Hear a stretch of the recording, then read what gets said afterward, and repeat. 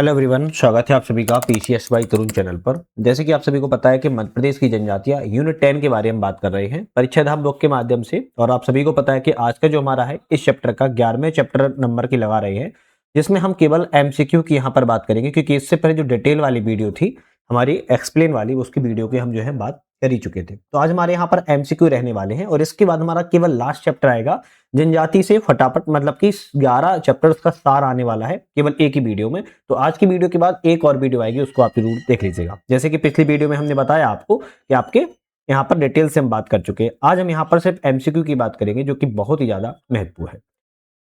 चलिए तो बात कर लेते हैं यहाँ पर हम एमसीक्यू की, और जो कि एमसीक्यू होंगे 11वें नंबर चैप्टर की जो है हम यहाँ पर लगा रहे हैं। तो जूम कर लेते हैं जिससे कि आपको क्लियर दिखाई दे। और आज का हमारा पहला क्वेश्चन आता है, निम्नलिखित में से कौन सा पारंपरिक माच जो है गायन शैली से संबंध है। तो पारंपरिक माच, अब माच आप सभी को पता होगा राजकीय है ना। तो माच जो गायन शैली से संबंध है, आप कहेंगे ओम प्रकाश शर्मा। ओम प्रकाश शर्मा जो है आपके माच के गायन शैली से जो है संबंध व्यक्ति हैं। एमपीपीएससी 2024 में यह क्वेश्चन ऑलरेडी आ चुका है। इसी तरह नेक्स्ट क्वेश्चन आता है, गम्मत लोक नृत्य का सूत्रधार क्या कहलाता है। तो गम्मत लोक नृत्य का जो सूत्रधार है, इसकी बात की जाए तो कुठ गरिया जो है आपके गम्मत लोक नृत्य का सूत्रधार के रूप में जाना जाता है। तीसरा क्वेश्चन आता है, शंकर राव पंडित का संबंध किस विद्या से है। अब देखो एमपीपीएससी 2024 में ये भी आया, ये भी एमपीपीएससी 2024 में आया था, तो ऐसे क्वेश्चन बहुत आते हैं। शंकर राव पंडित का संबंध किस विद्या से है। ऑप्शन रहेगा ख्याल गायकी विद्या से। ख्याल गायकी विद्या जो है शंकर पंडित राव के बारे में जो है जाना जाता है। नेक्स्ट क्वेश्चन आता है काठी नृत्य। अब ये काठी जो होता था, आपके क्वेश्चन आया था एमपीपीएससी में, काठी क्या है ना। तो आप सभी को पता होना चाहिए, है ना। काठी नृत्य क्या है, मध्य प्रदेश के किस क्षेत्र में होता है। तो काठी नृत्य जो है मध्य प्रदेश के निवाड़ क्षेत्र में सबसे ज्यादा देखने को मिलता है। मालवा क्षेत्र का लोक नृत्य नहीं है। अब इन तीन तो आपके लोक नृत्य होंगे, अब इसमें से एक नहीं है, कौन सा नहीं है। तो कैमाली मालवा का नहीं है, जबकि कहन ग्वालिया, अंटैया एवं मटकी ये सभी आपके मालवा क्षेत्र से लोक नृत्य के रूप में जो है जाने जाते हैं, जबकि कैमाली नहीं जाना जाता है। निम्नलिखित में से कौन सा लोक नृत्य जो है बघेलखंड से संबंधित नहीं है। तो वही क्वेश्चन है कि इन तीन में बघेलखंड क्षेत्र से संबंधित है, जबकि एक नहीं है। बीछी बघेलखंड क्षेत्र में, डोगरा भी और कलसा भी बघेलखंड से संबंधित है, जबकि मोनिया की बात की जाए तो मोनिया आपके बघेलखंड क्षेत्र से संबंधित जो है नहीं है। नेक्स्ट क्वेश्चन आता है, बधाई नृत्य में कौन सी गीत जो है बहुत ज्यादा प्रचलन में रहती है। तो बधाई की नृत्य जिसमें सबसे ज्यादा गीत प्रचलन में कौन सा रहता है। ऑप्शन रहेगा जो बाजी बधैया अवधपुर में, बाजी बधैया अवधपुर में जो है ये गीत बधाई नृत्य में सबसे ज्यादा देखने को जो है आपको मिलता है। गणगौर उत्सव किसको समर्पित है। तो गणगौर उत्सव की बात किया है तो गणगौर उत्सव के बारे में कहा जाए, रनुबाई कौन है, रनुबाई जो है गणगौर उत्सव के लिए जानी जाती है। श्री राम सहाय पांडे किस लोक नृत्य कला से संबंधित है। तो श्री राम सहाय पांडे की बात की जा रही है, कौन सी लोक कला से संबंधित है या कौन सी लोक नृत्य कला से संबंधित है। तो श्री राम सहाय पांडे की बात की जाएगा तो आपका ऑप्शन रहेगा राई नृत्य से संबंधित है। राई जो लोक नृत्य है आपकी जो है उससे संबंधित है, ध्यान रखिएगा। तो श्री राम सहाय पांडे जो है राई लोक नृत्य कला से संबंधित है। इसी तरह नेक्स्ट क्वेश्चन आता है, किस ग्रंथ में राई नृत्य का उल्लेख मिलता है। तो ऐसा कौन सा नृत्य है जिसमें राई नृत्य का उल्लेख मिलता है। आप कहेंगे चाहे पद्मावत हो, हिताई चरित हो, रामचंद्र का हो, तीनों में ही हम कहेंगे आपके किस में राई नृत्य का जो है उल्लेख मिलता है। तो डी ऑप्शन आपका सही हो जाएगा, क्योंकि उपरोक्त सभी सही है। तूमा बाजा क्या है भाई। तूमा बाजा की बात की जा रही है तो लौकी से बना यंत्र होता है जिसे हम तूमा बाजा के रूप में जो है जानते हैं। अब पिछली वीडियो में हमने तूमा यंत्र के बारे में बात की थी, कौन से यंत्र जो है किस चीज के लिए फेमस है, किससे बनता है, तो मैंने बताया था। अब आप लोगों ने देखा होगा तो आप इसको जो है रिलेट कर पा रहे होंगे। तूमा बाजा एक लौकी से बना यंत्र होता है। रैलू गीत का संबंध किससे है। तो रैलू गीत की बात करें तो भील जनजाति से रैलू गीत का संबंध के बारे में जानी जाती है। इसी तरह नेक्स्ट क्वेश्चन आता है, कौन सा नृत्य भारिया जनजाति नहीं है। तो ऐसा कौन सा नृत्य है जो भारिया जनजाति के नहीं है पूछ रहा है। तो आप कहेंगे भड़म नृत्य भारिया जनजाति का है, सैतम नृत्य भी है और अहिराई भी है। परधौनी की बात किया है तो परधौनी आपके भारिया जनजाति से संबंधित जो है नहीं है। अब परधौनी जो है नृत्य कैसे संबंधित है, कौन सी जनजाति से, आप मुझे कमेंट करके जरूर बताइएगा, क्योंकि मुझे अच्छा लगता है जब आप लोग कमेंट करते हो और वीडियो देखते हो, मुझे ये भी पता चलता है। नेक्स्ट क्वेश्चन आता है कि राई नृत्य के विषय में कौन सा कथन सही है। तो राई नृत्य के बारे में कौन सा कथन सही है। यह मध्य प्रदेश का राजकीय नृत्य है। राई विवाह के अवसर पर किया जाता है, बेड़िया जाति के द्वारा किया जाता है। तो राई नृत्य के बारे में तीनों ऑप्शन सही है, तो हम कहेंगे सी रहेगा, 1 2 3 ऑप्शन तीनों करेक्ट है। नेक्स्ट आता है, कौन सा लोक गायन में प्रश्नोत्तरी शैली का उपयोग जो है किया जाता है। प्रश्नोत्तरी मतलब कि प्रश्न उत्तर आमने सामने से किए जाते हैं, कौन सा है। तो कलगी तुर्रा गायन। कलगी तुर्गा गायन एक ऐसी गायन शैली है जिसमें प्रश्नोत्तरी प्रश्नों का जो है आपका प्रयोग जो है किया जाता है।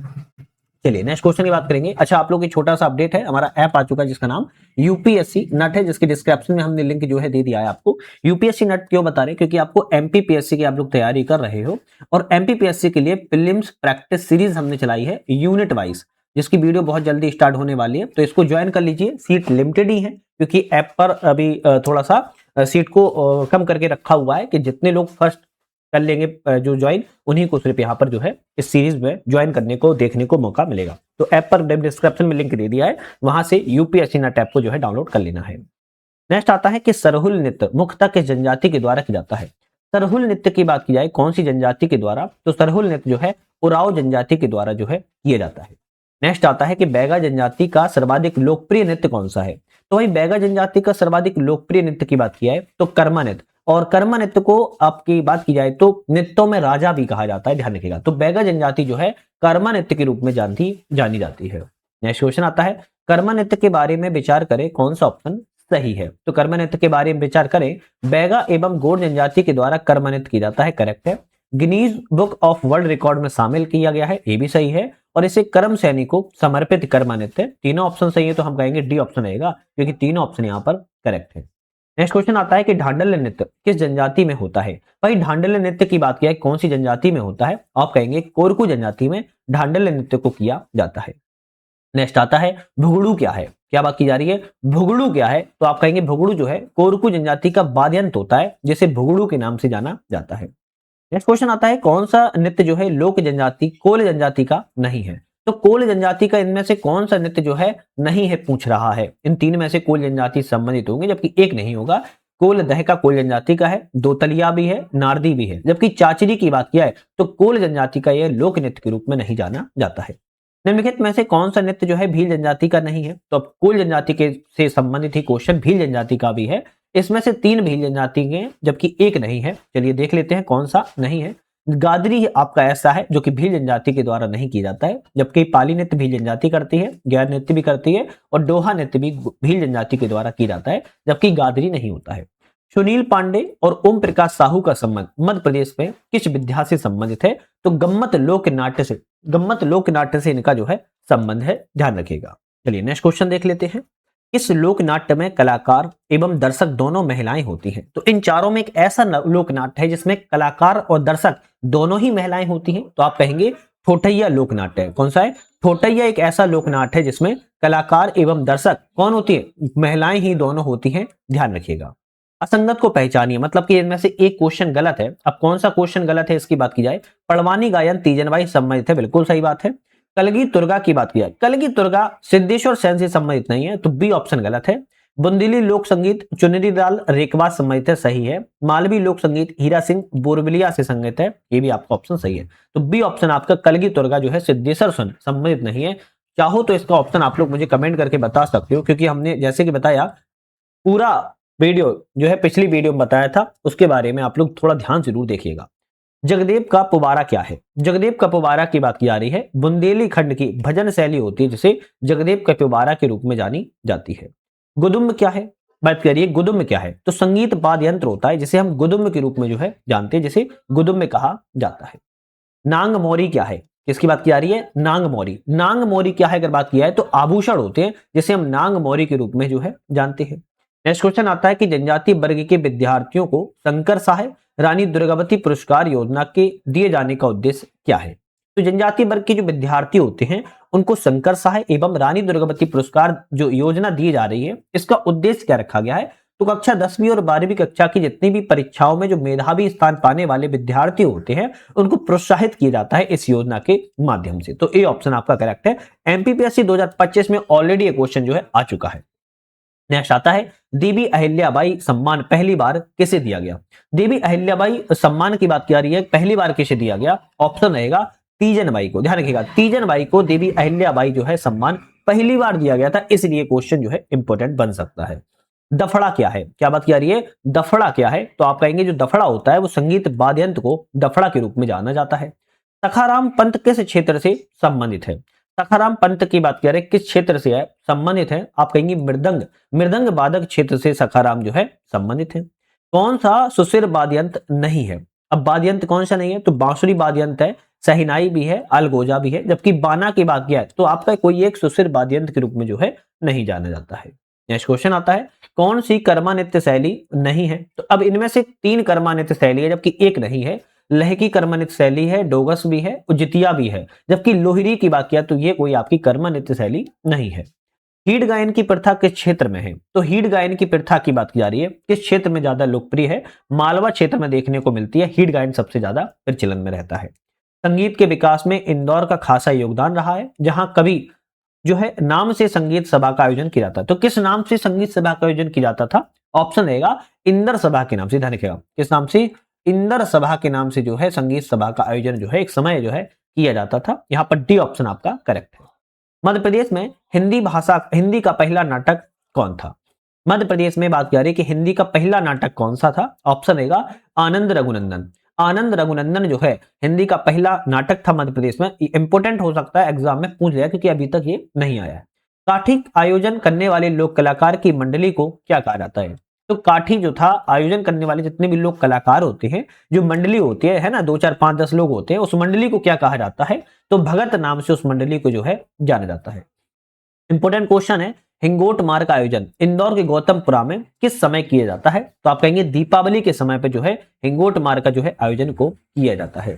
पन्ना में शरद समैया का मेला लगता है, किस संप्रदाय से संबंधित है? भाई पन्ना में लगता है शरद समैया का मेला। एक तो क्वेश्चन आपका ये हो गया, किस संप्रदाय से संबंधित है? तो ऑप्शन रहेगा प्रणामी संप्रदाय से है संबंधित है। नेक्स्ट क्वेश्चन आता है कि गोंड बेगा मुखौटा शिल्प किस जिले से संबंधित है? तो गोंड बेगा मुखौटा किस शिल्प जिले से संबंधित है? बात की जाए तो अनूपपुर जिले से है संबंधित है। मध्य प्रदेश में नान चंद का मेला कहाँ आयोजित किया जाता है? तो मध्य प्रदेश में नान चंद के मेले की बात क्या है? पन्ना के बगवार में जो है इसका आयोजन किया जाता है। ये इंपोर्टेंट क्वेश्चन है।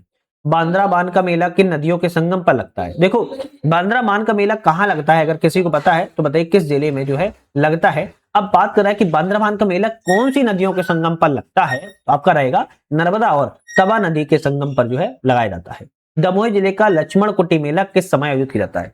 दमोह जिले का लक्ष्मण कुटी मेला की बात की जा रही है, मकर संक्रांति के अवसर पर लगाया जाता है।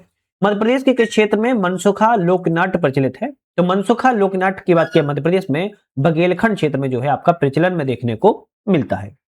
जैसे कि हमने आपसे बताया कि भाई यहां पर हमने अपने 11वें नंबर चैप्टर की भी एमसीक्यू भी लगा लिए। अब हमारा कौन सा चैप्टर बचा है अगर हम इसकी बात की जाए तो केवल 12वें नंबर का चैप्टर बचा हुआ है और यूनिट 10 पूरा कंप्लीट हो गया। 12वीं जैसी वीडियो बन जाती है आपकी आ जाएगी तो यूनिट 10 आपका पूरा कंप्लीट हो जाएगा। तो 12वें नंबर की चैप्टर की वीडियो क्यों देखना इंपॉर्टेंट है, ध्यान से सुनो। 1 से लेके जितने भी हमने 11 चैप्टर अभी तक लगाए हैं आप लोगों ने अगर देख लिया तो बहुत अच्छी बात है। अगर इनकेस नहीं देखे हैं तो देख लेना, हम आपको रिकमेंड तो यही करेंगे। बाकी अगर आप लोग के पास समय नहीं है, नहीं देखना चाहते हो, लग रहा है कि हम तो बहुत होशियार है, बहुत इंटेलिजेंट है, तो भाई 12वें नंबर को ही देख लेना। एक नजर वन लाइनर यहाँ पर क्वेश्चन रहने वाले हैं जो कि यहाँ पर जो है इंपॉर्टेंट रहेंगे कहीं ना कहीं। अगर पिछली सारी वीडियो देख लें तो यहाँ से आप लोग जो है बहुत ज्यादा कवर कर लोगे। तो आज के लिए धन्यवाद।